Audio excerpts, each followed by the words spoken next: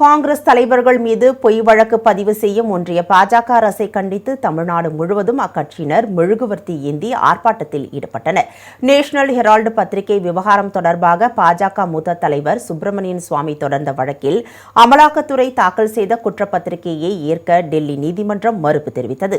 இதனைத் தொடர்ந்து பொய் வழக்கு தொடர துணையாக இருந்த ஒன்றிய பாஜக அரசை கண்டித்தும் அமலாக்கத்துறையை கண்டித்தும் கோவை காங்கிரஸ் கட்சி சார்பில் மெழுகுவர்த்தி ஏந்தி ஊர்வலத்தில் ஈடுபட்டனர். அப்போது ஒன்றிய பாஜக அரசை கண்டித்து முழக்கங்கள் எழுப்பப்பட்டன.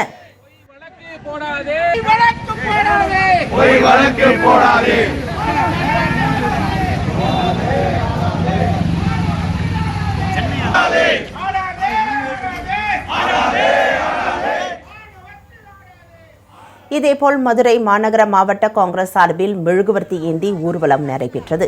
இதில் காங்கிரஸ் கட்சி நிர்வாகிகள் ஏராளமானோர் கலந்து கொண்டனர்.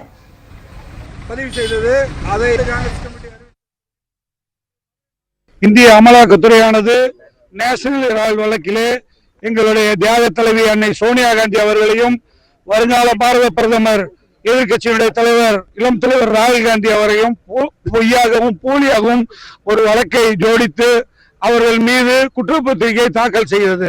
அதை டெல்லி உயர்நீதிமன்றம் நிராகரித்து தள்ளுபடி செய்தது.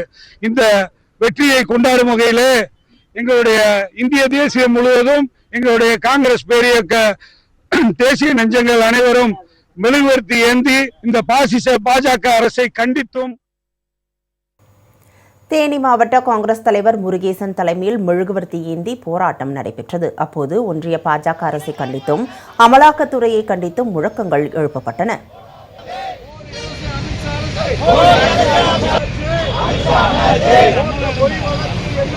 Vota por